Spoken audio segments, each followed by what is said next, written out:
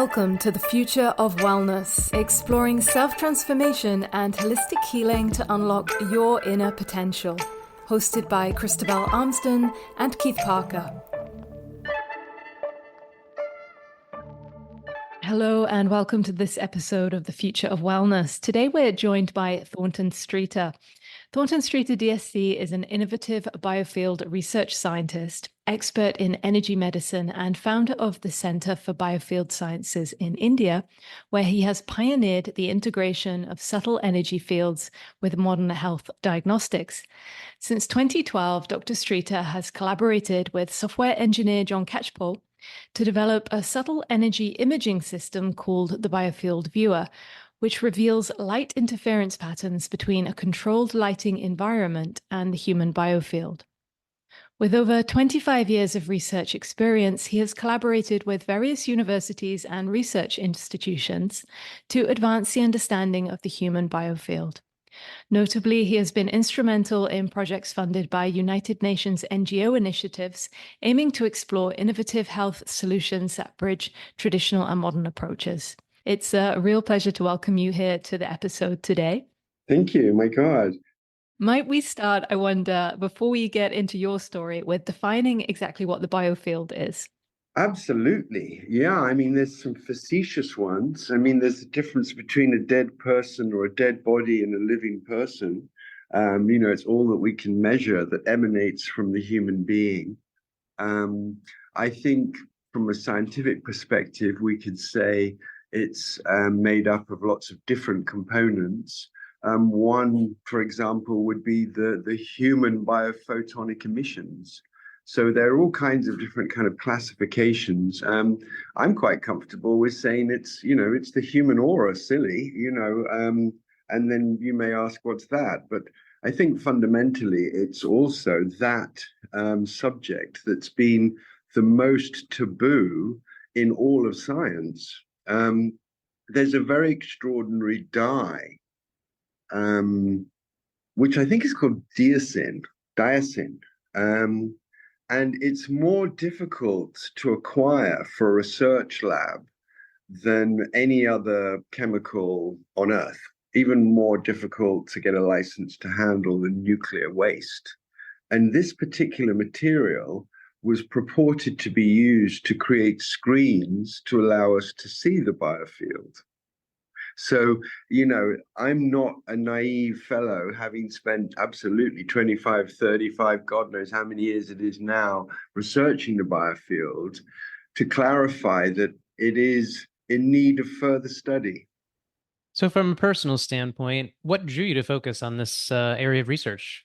Why the biofield? Why the aura? That is a good question. I mean, again, I've got a funny answer, which is I bang my head really hard. I dived into the shallow end of a swimming pool when I was about 20 years old. And I actually had to have my head stapled together from just under my hairline all the way back. And again, I joke that I got trepanned because I had some very bizarre experiences of a feeling of energy loss after the wound was supposedly healed. It just didn't feel right, And so I remember being interested in inquiring about what this might be. And I remember just my journey into subtle energy started out with this process of feeling energy loss and biofield activity around my head, but also, to be honest, a sense of seeing from my own perspective, in other people, crikey, what am I seeing, these colors? So I think to a certain extent, I probably regained abilities that I had previously had drummed out of me or schooled out of me. I have quite a strong opinion that the process of looking at the pencil on the desk and then at the blackboard and then back at the pencil and then at the blackboard, or let's call it the whiteboard, and looking at the pencil for 15 odd years, that process of entrainment of the human sight, the student's sight, as they look towards the teacher and their own desk, actually weirdly, profoundly reduces our ability to see biofields naturally. And I think I just went through a process of shaking that up. I mean, it's called clairvoyance, isn't it? In the French, that just means clear seeing. Can you tell us a little bit, Thornton, about what it is that you do and how you see? You mentioned colors there, but just touching base with what people might call ESP, right? You've just identified it there as clairvoyance. But what's your experience when you're looking at an individual and you're tuning into the aura or biofield, just without any of your mechanics or, equipment? What is it that you're experiencing? I mean, to be honest, I think I developed the Biofield Viewer so I don't have to have that conversation with somebody. I'd like to show somebody what's actually there, and not what I presume I'm interpreting. I think the more technology is developed, we'll get a deeper understanding of all of the different facets of the biofield. But essentially, just from my perspective, if I'm looking at someone who's, I think my attention gets drawn to the asymmetry. It's a kind of a weird process rather than, I think, I don't know whether that's the deductive nature of one individual or a trained individual, but I tend to observe the asymmetry. And certainly that's, a key carry through for wellness. Someone whose biofield is symmetrical has incredible properties. And my analogy would be, when you have a tent and you put all your tent up correctly with all the battens and the sort of tension, and then all the guy ropes and the pins are in at the right angle, and you get in that tent. And of course, if the wind picks up and suddenly there's a storm or it's very, very windy, you're probably still going to sleep because your tents can handle it. It is put up right. There's a tensegrity, a high level. And in the same way with the biofield, if the biofield is symmetrical, it too can handle this, increase in brightness. So instead of the qualification being sort of handling the wind, the symmetrical and symmetrical biofield with high integrity can handle being brighter. And brightness is, to me, the measure of health, of well-being, the brightness of the field. Because like the sun and Icarus, no virus or bacteria can get anywhere near a bright sun that's shining. And that's the nature of health, that we actually kind of burn off anything that, is heading towards us that we're not choosing to digest or love, on our own. So you founded the Center for Biofield Sciences. Curious about, let's say, your mission in finding it, and then what's happened now in the past 20 plus years as you've been working there. Could you give us an overview of the kind of evolution of the research you've done and maybe some key findings? I don't know, what jumps out to you?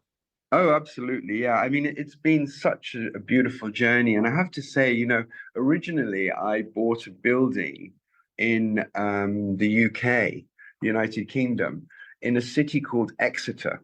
And I chose Exeter because it already, very unusually, had 2 departments of complementary medicine at the university. One was teaching courses in how to, and the other was doing actual kind of fundamental research. And so I figured that was a hot environment to dwell. As it turned out, and ironically, one of them was run by a kind of a plant by Big Pharma, and he spent most of his time shooting down homeopathy, and then he got disgraced. It's absolute classic fellow. So basically what I'm saying is that Britain was not 25 years ago the open-minded environment that I thought it would be to do research into the human biofield. And I think it's, I genuinely think that in 1904 when Morley did his research to prove or disprove plasma. At that point, Big Pharma had got its created carrot and could consequently, beat any scientist around the head who was interested in doing, physics rather than chemistry. In regard to human health. So there really is an amazing story there. I mean, a huge number of bestsellers, but, that took us suddenly to India. And, 98? I mean, you said 2012 back then. I've been doing this much longer than that. But anyhow, we suddenly found ourselves at the United Nations World Peace Center, which is an amazing building built by this sort of Vastu team of stonemasons with an incredible energy field in the middle of the jungles of Pune. Well, it was at the time. And I think you can look it up. I mean, it's a wonderful reference. It's called the World Peace Center at MIT in Pune. And the dean of the university gave me a suite of offices in that building because he understood the most important thing that we could be studying right now is the human biofield, and that he was as stunned as I was that for 50 years it had been disqualified somehow, and realized that there was a sense of needing to catch up. So we did go from feeling like we were in quite a hostile environment in Britain to suddenly a very welcoming environment. And it's interesting because Indian scientists themselves have been so conditioned that they think homeopathy and healing is quackery too. But they also have a part of themselves which sits with their mother and does yoga and chakra meditations. So they're kind of pulled, whereas I haven't met very many Western scientists at all who haven't been indoctrinated that this is some kind of quackery. And ironic, because we're working with technology now. I mean, if I was working as a clairvoyant, they could have an argument, no, that the tea leaves and the pendulum that I'm swinging didn't quite stack up. But the reality is we have a visual device. And I think, again, as this is an audio process, it's exciting that, people could search Biofield Viewer, say on YouTube, and see something. But essentially, and to answer your question, the Center for Biofield Sciences was suddenly in the right place at the right time. And we were then able to do a huge number of studies. First of all, to be honest, self-funded, because we didn't really know what we were doing. And we were honest about it. And as we were developing devices, we need to calibrate them. So we spent a good decade busting our asses, creating something called the Atlas of Disease States, collaborating with hospitals all over Pune. When they did a cancer camp, we'd be down there. When they would do camps every weekend, and we'd be there with our entire team logging hundreds of people who supposedly had specific diseases. And none of them looked the same to us. So again, in a way, we were slightly back to the drawing board. We either had to say there's no such thing as a disease state, or just accept that the current modern medical interpretation of a disease is currently inappropriate, let's say. And so we found ourselves categorizing all these hundreds of people in different ways. They may have cancer, but for us, it was a throat chakra case. Do you know what I mean? And so, that in itself added another 10 years to us, because we realized we were now swimming against the current in a world we didn't recognize. And all the labeling and pigeonholing of modern medicine to us was not helpful, and actually was probably unhelpful. And to a certain extent, we work with non-invasive technology. All the devices our team has developed do no harm.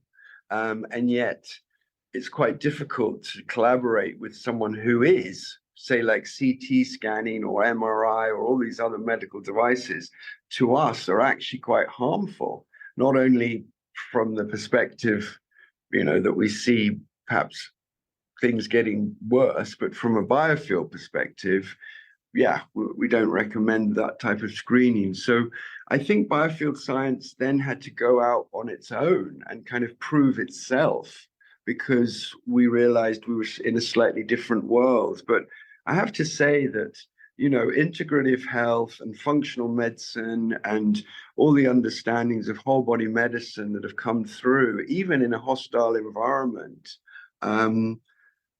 has sort of reached this point, I think, where we all are now, where, you know, we as a team have developed an imaging technology which we supply to healers all over the world, and they use it to see what they're doing. And so there isn't, you know, we were kind of waiting around for not a kind of recognition, if you like, but a sense of, when are we going to have this discussion where we can potentially move healthcare forward? And for example, I live in a country, you know, Great Britain, where the entire health service is one big package, and it's funded by our taxation. And a lot of our taxation goes to pay for it. But they absolutely, adamantly, 100% only practice allopathic medicine. Everything else is an eyewash. For example, there was even an international homeopathic hospital, and they closed it down because they said that homeopathy is quackery, because it couldn't possibly work. Just the fundamental science of how can you treat like with like. They're so confident in their ignorance that, yes, I feel like the phoenix needs to rise out of the fire somewhat, but we need to have a jolly big fire first. You're describing the complexity of allopathic and holistic really nicely there. I'd like to go back to the tech a little bit, because you just started opening up to what it is exactly that you're using in terms of your scientific equipment. So can you explain how it is that you and your team go about measuring the biofield? So what's an overview of the Biofield Viewer? How does it work? I think that's going to help our audience understand what it is that you do and bring to the table. Well, it's a beautiful story, because I have been collaborating with the same man our whole lives. We were born in the same village, and we do not have a single bit of ink between us. There's no contract. Our business relationship, longer than Microsoft, is based on a twinkle and a handshake. That's what I would say about the technology. And John Catchpole is one of these geniuses, one of whom come along, you know, in the computer industry, I guess, every few years. So if you go into the history of John Catchpole, he first of all started creating nonlinear programming to do with fractal mathematics. And I did too. I made a film with Pink Floyd called The Colors of Infinity, which was this sort of journey into math, because this is the basis of our technology, is the math. Because if your math ain't good, you're only going to make something to peer out of like a letterbox. But if you really understand the math, then you can create a lens to look at whatever you want. And that's obviously what we were able to do. So it's all about the sophistication of our programmer and the depth of his understanding of nonlinear programming. But I think if anyone wants to go a little deeper into that, then yeah, it's sort of free on YouTube. Watch our movie, The Colors of Infinity, because you'll get a lot of aha moments in that. You'll see how we got to where we got to when you watch that. And that's from the 90s. So basically what we're doing is we're taking the video camera or the lens, just like the human eye, and we're allowing it to see what it can actually see. Whereas if you get a Sony camera or any kind of video camera, they do this thing called sharpen. And actually sharpen means is that they remove the data from the image. I don't know why they would do that, but they do that. So we're just basically taking a very basic webcam lens, and we're not allowing any kind of corporate sharpening. And we're just taking all the different ranges of information that the lens is observing, fundamentally the CCD chip is observing, and we're giving them a level of differentiation. So we're super or sort of, hyper differentiating the gradations, so that something that we've had, again, trained out of us by looking at the pencil and looking at the blackboard. You've got to realize this is a global act to make human beings feel like horrible human doings. It's gone on sort of systematically for a couple of 100 years. And that's why I said biofield science is taboo. And it takes the very independent and global sort of network of silo-based researchers to have held up, and again, gosh, I hope I'm not getting too metaphysical here, but fundamentally, we're using a video camera. And that's why now I can say to you, gee, Biofield Viewer is not some mysterious technology that you've got an appointment, got to go book an appointment with someone in town. No, we've been working all the way through COVID, because I got approached by the British government to use our technology as a COVID cam. And I was like, yeah, but what about the third eye? How are you going to explain that? And they didn't call me back after that. So we've now put the Biofield Viewer, the live biofield imaging, in everybody's phone, so that I don't even need to explain to you what it is. I can say, here you go, have a look, because now every single person is empowered to track the progress of their own healing journey. And that to me is very important, because I don't want to replace a whole load of psychotic, lunatic medical doctors who've got expensive holiday habits and addictions with a whole load of lunatic psycho healers who don't know what the fuck they're doing either. I would rather empower the individual to navigate their planet. And so that's why we put the Biofield Viewer in the phone, because it makes sense to us.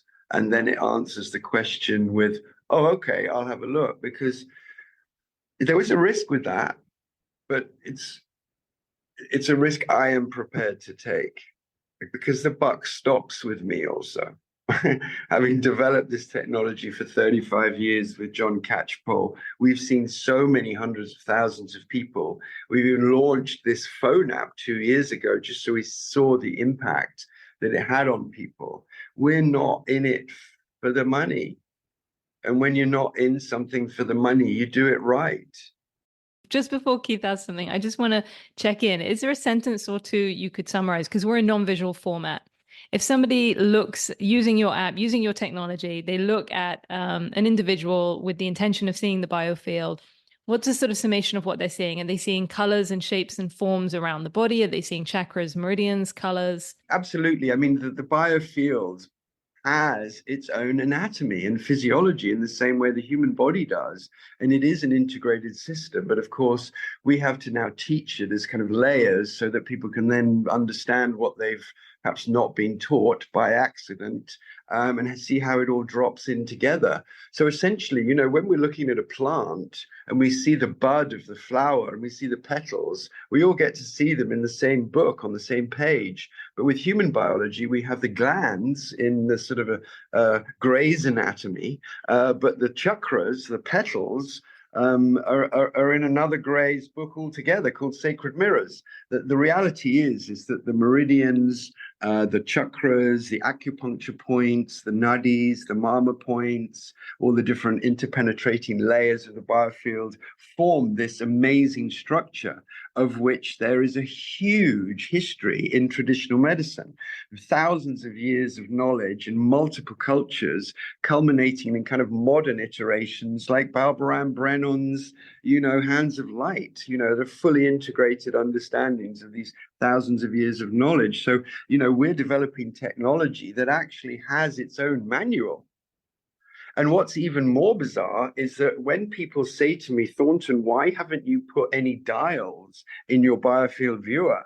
And I say, because the moment someone's looking at their own biofield, they realize they have their own dials. This is our psychic ability. And Biofield Viewer is just allowing people a little nudge sort of deeper into their higher sensory perception. But unless someone is surfing the board of selflessness and presence, which means having their heart center open, they aren't going to get anywhere near the sacred. There's a U-bend, there's a spiritual U-bend, like on a toilet. The mucky human thoughts don't get to penetrate deep, pure spirit. And that's kind of the mechanisms of the throat and the brow and the crown chakra. And so, yeah, we're seeing all this live in real time. What it means is, well, you need to study it for a while, but what we're really seeing is a dynamic or interplay between the human soul and the body that it's wearing.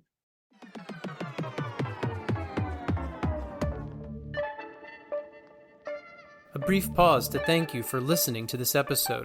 If you're looking to take the next step in your transformation, find out how we can support you with our popular energy healing training, one-to-one private sessions, free resources, and more. Visit energyfielddynamics.com to learn more.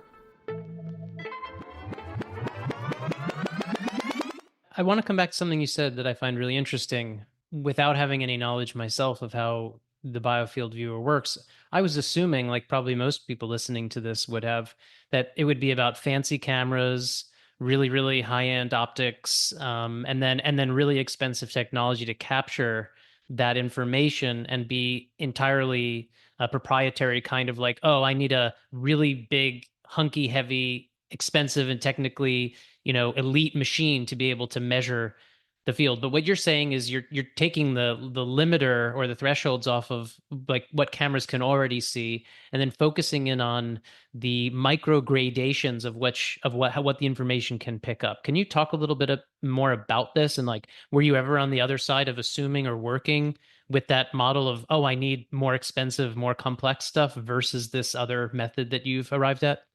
Well, I would agree with you. I think irony knows no bounds. And we've sent equipment to hospitals and they've sent it back saying this can't work because it's not expensive enough. I mean, we get that mindset. But the reality is that people, I mean, clairvoyance means clear seeing. So we don't need any fancy equipment to do that. I mean, I think you really nailed it, by the way. And your reinterpretation of what the biofield imaging technology is. Well done for doing that. But yeah, I mean, it is that simple.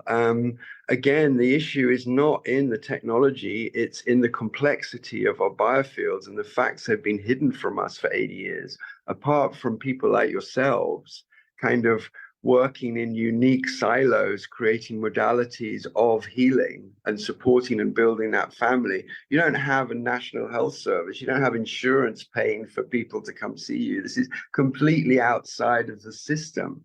But I also think on a deeper level that, my team is deeply spiritually motivated. We see ourselves as some gatekeepers of sacred knowledge.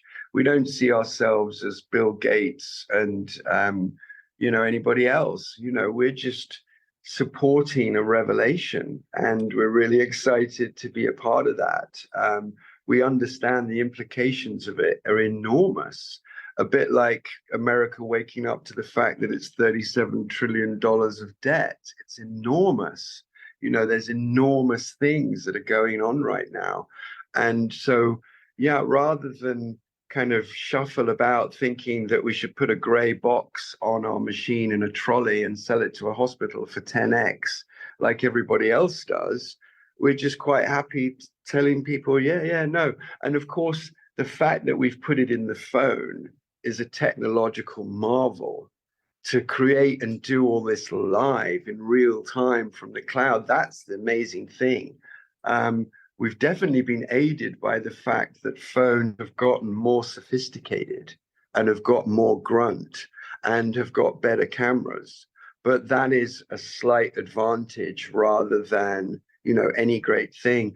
But you've also got to appreciate that as gatekeepers, we decided to put it in the phone. We could have done that 15 years ago, but we only decided to do it last year because we felt guided. I mean, that's not a corporate manifesto, is it? It's something else. We kind of straddle two worlds, our team, and we're quite happy to admit to it. Yeah, we're technologists. Yeah, we're software specialists. But the reality is we're just holding space for all the healers in the world. And the only slight correction I'd make about your intro is you called me an expert of energy medicine.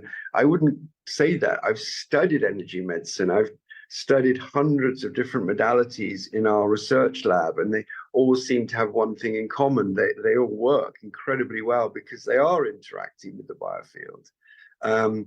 Not every therapist knows what they're doing. And so I'd love to see our technology involved in the training process. So when healers are learning to do what they do, they can actually see it. And of course, what does it mean it's in the phone? Well, actually, if you get the Biofield Viewer, order it online, you can order the main system, you can actually run it live through a projector, which means that someone could be standing against a white wall and you may have a class of 100 people in front of you, but you can project their biofield live onto them in real time, chakra on chakra, a complete direct overlay of the body. So then you can see the difference. There's sort of emanations beyond the skin surface when you do that. But what's really incredible is when healers go up to this now created lights on operating holistic theater, they actually can see what they're doing. And it's really powerful for showing and teaching other healers what we're up to. Yeah, thank you. That was going to be where I took this next, which is how is this technology going to be really incredibly helpful to holistic practitioners and in helping to highlight and identify and demonstrably. I mean, you spoke earlier about you intended to create the technology there right at the beginning in order to replace what could be referenced as personal perception of the field, which is full of our own limitations and errors, right, in terms of the lens through which we're perceiving. And then suddenly we're looking at a technology that will allow a healing practitioner to demonstrably see change, transformation, whatever words we choose to use, in working with a client directly. So is that what you're seeing? You're seeing practitioners using this technology, maybe they're practicing different healing arts, energy healing modalities, acupuncture, this sort of thing. And you're seeing that the Biofield Viewer is demonstrating that change in the field.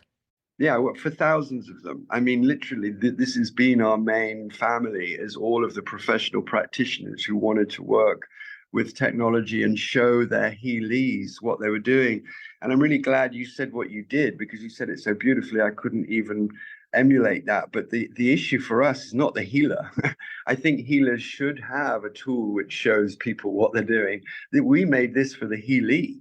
We made this for all the people who came in, accepted, wow, maybe they needed healing. Someone had persuaded them that they're doing it. And just to sort of clear their sense of belief, because belief has a shadow of doubt, of course. You either know something or you don't. And because none of these people know or don't know, it's very easy to show them the process of healing and explain it to them in a totally independent way that allows us to brush off all those scales of programming, so they can just sit there and observe the changes that are going on in each session that they have. And because what we're noticing is a sort of gradual structural realignments of the tensegrity of the biofield initially, which then initiates a phase shift, which we call healing, which is a bit like a pop. And it's when the biofield goes brighter. It's an actual instant. It's a bit like, we've got a bucket, we're filling it up with water, and we've got our plasticine, and we're sealing over the holes in a kind of temporary supportiveness. And suddenly the bucket can fill up on its own and overflow and wash itself on its own. It's that sense of observing the healers holding space in support of a very beautiful natural process, and then it happens. And so for the healee to have witnessed it, they're like blown away. But we often get this kind of two-step drag, where you dance forward once and back two, and so they kind of dance off accepting and owning their own healing. And so these pictures provide a kind of bookends to ownership. Like, I witnessed this amazing thing. I'm completely different now. I'm going to not let these doubts creep in. I'm going to hold this quantum stage shift until next Thursday, and then I'm going to have another session, and we're going to build on where we were until, I don't need those training wheels anymore, but I'll recommend them to somebody else. No, you're making a great point, because we see this a lot with people that are studying with us, where for very good reason, people who come to study subtle energy work, whilst they might have direct experience already or some kind of faith or belief in it, there's very often a gap of like really trusting or really knowing really clearly that something is working, that something's definitely happening. And of course, for people who are more trained and skilled, that becomes more than a belief. It becomes a known and a very, very clear experience and understanding. But for people who are in that place of initial engagement or doubt that you said, having something to validate their experience can be a really, really powerful way for a person to lean more into something that can be very good for them. Yeah. I mean, to be honest, I consider it a bit like the sights. I mean, you need to see what you're doing in order to get better at it. And so that's why I say that our technology and others like it herald a new era of kind of precision guided healing, where we aren't having to kind of like feel around in the dark. You see healers with their hands groping around. It doesn't have to be like that. We can target our healing dynamic, rather laser-like, and it's much more efficient, of course. And because it's so infinite, I could create a video on meditation and guidance to not smoke, and thousands of people could watch it even in the future. And so that freshness that we have in our biofields and in our healing word isn't lost. And yeah, so it's very measurable. But there's something I'd like to say, I mean, I personally went on a journey for developing this technology with John Catchpole. And it's the journey of someone who gets to see people's energy fields for 20 or 30 or 40 years. I mean, I think it's 98 we first, certainly before Apple and before Microsoft, we developed this technology on an old Archimedes computer. This is really old shit. And it's only not known by everybody around the world because of how taboo our science is and how shadow banned we are. It's ironic, but it's just the reality of the situation. But what I would like to say is that when I first started scanning people, I'd give lectures, let's say just in lectures, I'd always set up the Biofield Viewer at the back of my lecture so I could talk, and then each person one by one could be tapped on the shoulder, go to the back of the room, have their biofield image taken. If they had a phone, they could even take a picture of it, but this predates phones, I can assure you. And then at the end of the talk, I can speak to everyone, and they're already looking at their own picture, or they've already at least seen their own picture on the screen. And so, yeah, it's very inclusive. But what I would say is that in those days, like 1 in 100 people were blazing like a divine being, and how we all can be. And it would be a little old lady who kind of trundled in at the end and shining away like a goddess. And she'd come up on the Biofield Viewer and pow, this sort of nuclear love bomb would take off, and this sort of white explosion of light, which is the normal state of a human being who's in the divine relationship. But so rare, 20, 30 years ago, so rare. But then over the years, as I traveled around the world and more people I realized were rejecting the programming and embracing their own kind of scenic route, there was an awareness, a sort of shaking off the shackles, if you like, of this suppression of living in a box. I mean, a few hundred years ago, even then we realized sacking people in boxes was one of the most deadly things we could do. That's why we created cornicing. Now we've got rid of the cornicing and lowered the ceilings. I mean, houses and apartments really are death boxes. Drinking water really is poison. We really are terribly bedraggled rats that have an opportunity to snap out of this oppression we call modern society, I guess.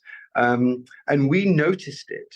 We noticed it over these decades. So now I can go and scan 100 people giving a lecture, and 10 or 20 or 30 of these people are shining brightly like the divine truth that we all are.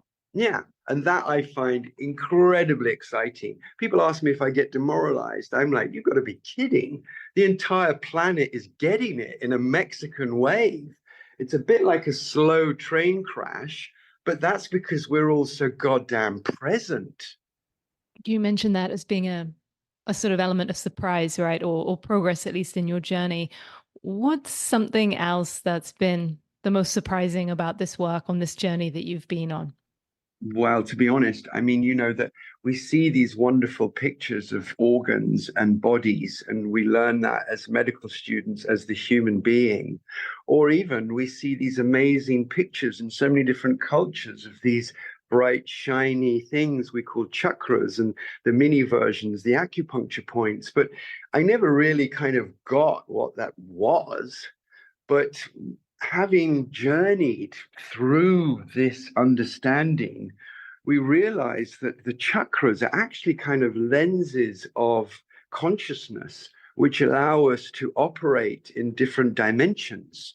And, we can talk about the 7 major chakras at the moment. We don't even need to talk about any more of them, but those 7 major chakras give us ourselves, our truth, our story, and the solution all in one go. I mean, it's massive.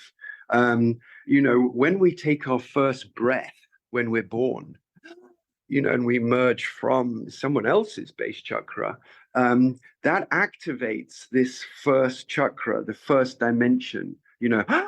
We've spent 9 months reliving all the lives we've ever lived. We go through the chicken, the dinosaur, the tadpole, then we become all the human lives we've ever lived, and all the murders and deaths we've ever experienced, until the moment of birth, where we catch up with our kind of cosmic life tape. But what's interesting is the first person we see when we emerge from the 0 point is the mother, the brother, the other. And so this one-dimensional point dances over to meet this other, this brother, this other around the bed. And so in that first breath, second moment, we're being introduced to dimensionality. The soul, I mean, 2D is still pencil drawings on paper, but it's that reaching out of self to cry at the mother or be spanked by the nurse or whatever it is. But the reality is that these lower 2 chakras become part of the very fabric of self. And the solar plexus, again, I'm sure you've heard that a child will look in a mirror, and it's only when it gets to a certain age, like about 2, that it's looking in the mirror and it realizes it's seeing itself and not some other child. This self-awareness process from that emergent first breath to realizing spatially who we are, it takes a while. It's like kind of the jelly mold setting. And so what I'm suggesting is that the lower 3 chakras help us manifest ourselves in space, right? That's the base chakra, the solar plexus, the navel chakra and the solar plexus. But interestingly, when we emerge from this realization that we actually exist, and we start looking outside of ourselves, we get the heartbeat and the heart. And the heart beats with time. In the old days, when the Greeks measured the pulse, it was 60 beats a minute. The reality is that the heart beats with time. And in order for us to realize and get access to other aspects, we need to understand that our lower selves are manifesting us in space and time. In other words, the lower 4 chakras are the equipment that is subconsciously allowing me to exist here and appreciate it. And that's unfortunately where most people get. And it's only when I could describe it as a surfboard. The lower 3 chakras are our surfboard, and we're riding this wave. It's not a wave that crashes on the beach. It's a wave that's kind of like a board that goes down the river of consciousness. We can always get back on the board, but we need to be on the board. We need to be present. We get pulled off the board by dragging tentacles in the past or throwing anchors, you know. We stay on the board by being present. And if we ride the wave we call time down the river of consciousness, which is what human beings do rather than human doings, we then get access to all these other gifts, which of course operate beyond space and time. And that's why I can heal you when you're a 7-year-old girl, because I can take you on a journey to that space and time, because I've got equipment, and so have you, that operates beyond space and time. I think that's the important thing here. I have a question about this word biofield. I've been curious, and I've actually asked this to other people who, let's say, work in this field of the biofield. And that is simply, is it really biologically based? Does the same thing that we're talking about when we measure the biofield of a human, what happens when you measure the field of the planet, or when you measure the field, and I'm not saying you've done that, but when you measure the field of a rock, like, is there also a readout in those? And does that mean that non-biological things also have fields? Well, I would argue that we need to go back to the beginning and understand what are the kingdoms of life. And when you measure anything in the kingdom of life, it's going to have a biofield, whether it's a rock or a plant or a human. So I think in your question, you answered a very interesting question, which is a ceramic cup doesn't have a biofield. You know, things generally man-made, ironically, don't have biofields. But anything that's natural, I mean, in my first iteration, I was taking pictures of crystals. You know, that's where we started. So, yeah, it's just that we didn't understand that there's consciousness. Rumi did. Rumi understood that consciousness was awakening in crystals and in plants, but they're still stuck there fighting for light. We've got legs. You know, that's what the base chakra is designed to do, is bring us there. We've then just got to show up with the rest of us. So I'm curious though, just to like follow up on that. If a crystal has a field, a crystal is not biological. So then is it? Oh, no, hang on a second. I'm talking about a raw natural stone in the rock. I'm not talking about a grown ruby. I would agree with you. A grown ruby, you'd have difficulty finding some life in it. But I can assure you, crystals have life forms. They actually have entities that live in them. And although you might be able to tell me what you think, I can assure you the human eye is graded to only see other carbon-based life forms. The entire hierarchy of carbon-based life forms, like tadpoles, like trees, and like human beings, and even my dog over there.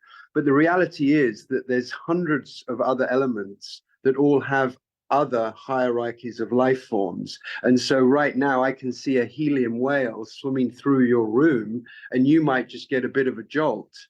Are you saying there's a helium whale flowing through my room? No, it's already passed now.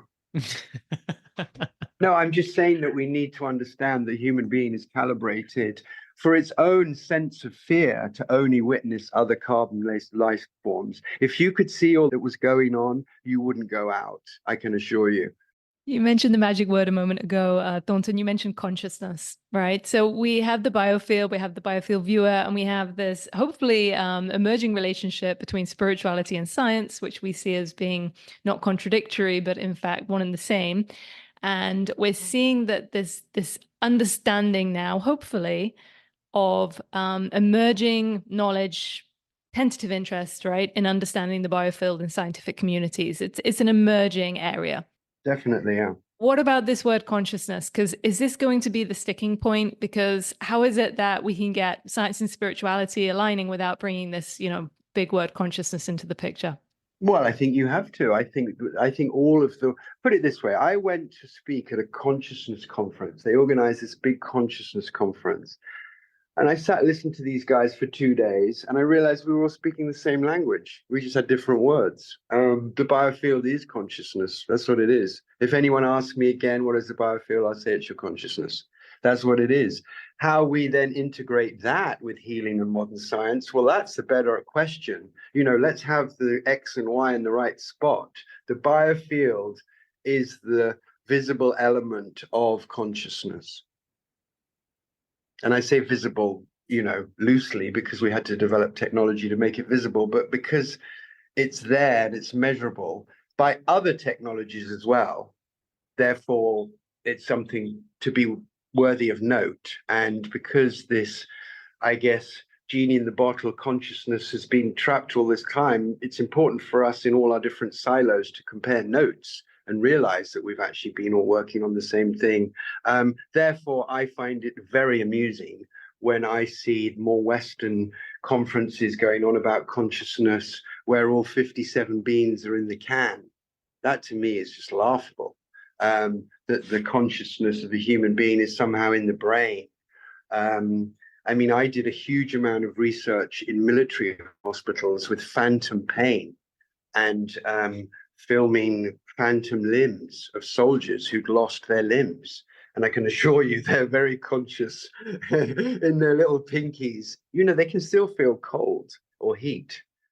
The name of this podcast is The Future of Wellness. So we always like to tilt things towards where you think might things be going from your area of expertise. What's the future here? What are the opportunities? What are the pitfalls, challenges of bringing biofield viewing, to use your term, into sort of mainstream and hopefully the adoption of that, if that's something that you're hoping for? Yeah, I to be honest, I think modern science has to kind of step up to the plate a little bit. I think, what was that? Anthony Fauci said, trust the science, I am the science. I think that whole thing is a great opportunity for us to refresh what we mean by science. I consider myself a scientist, but I've spent my entire career being called a duck. Come on. The reality is that we need a level playing field before we can even have a discussion. And if that aspect of human nature needs to be hidden by a certain they, then I don't think we're going to get very far.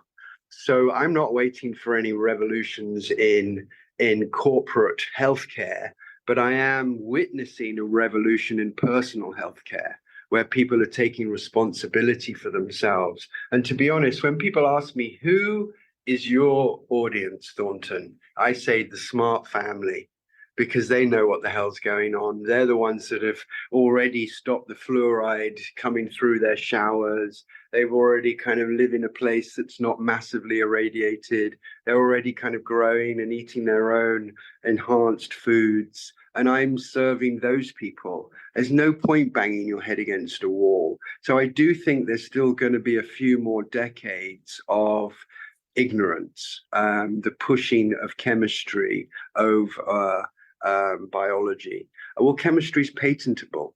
That's really the issue. And so we need to, 2 words, Robert Kennedy, maybe this guy can actually stop the rot and invite people like me into a discussion, a round table. And then we'd cut to the make in about 6 hours and we'd be doing everything right. We can save the countries in the West from their own debt by dealing with this. Healthcare is the biggest ball and chain around our ankle. It's dragging us down. This is I talk about national security. The irony is infinite here. So I am just waiting for the call, a bit like I did from the government in my country, who wanted a COVID camera but couldn't handle discussing the third eye. Regarding the amount of data you've collected, the amount of biofields you've measured, we're used to hearing about chakras and meridians, et cetera, et cetera. I'm curious about any outliers, any anomalies you've seen in the field that have stood out to you, something that's kind of off the chart, something strange. We hear about things like cords between people's fields, and I'm just wondering if there's anything that you've seen in a person's biofield that is hard to understand what it is, or that is particularly unusual that you'd want to share. Yeah, I mean, I think the low-hanging fruit from modern medicine is the transplant industry. The fact that the people whose organs are being donated travel with them. And so anyone who's had any kind of a transplant, transfusion, bit different. The hologram is held definitely from an organ perspective. I think entities are quite fairly anomalous, but then also sometimes, like I did a workshop in Bali, and there's a template there of understanding, accepting things a little bit more of a certain type. And so they talk about casting spells on each other and possessing each other, and that all looks pretty funky, to be honest. That's anomalous, like what a spell looks like in someone's biofield, or yeah, if they're possessed. Yeah, that's weird too. Yeah, it's really important because the kind of place you're going to pick up an entity is in a hospital. So it's almost appropriate that we actually kind of stop and hang on a minute. I mean, it's funny, you only need to try walk in a hospital with a shaman or something like the Biofield Viewer, because they really don't know what they're doing. And they don't have the right to be responsible for our well-being. Yeah, so as you can tell, I'm pretty militant against modern medicine and the iteration we call science currently. It's not because I myself have been harassed.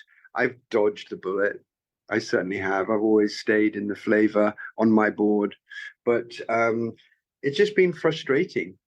Yeah, it's been frustrating that we're getting hoodwinked by chemistry, and we could play in Eden with biology and physics. Before we sign off then, I'd love to ask for our listeners who are interested in learning more about what you do and the work that you're committed to, what are some good resources to point them towards? Oh, I see. Yeah. Well, I mean, I've got one of these funny names, haven't I? I'm not a Joe Smith. My name is kind of, at least if you type it in right, stuff will come up. So, if you are interested in learning further about Biofield Science, just tap my ugly name into the Alice in Google land and dive into the rabbit hole that opens.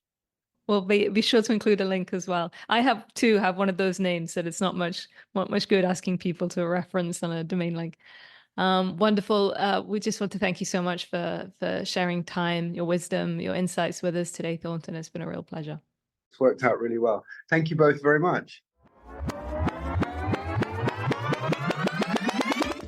Thanks for being a part of the Future of Wellness. Be sure to subscribe and leave a review. It helps us reach more people and to make great episodes like this one. Learn more about field dynamics and why we think the future of wellness matters. Check us out at energyfielddynamics.com. See you next time.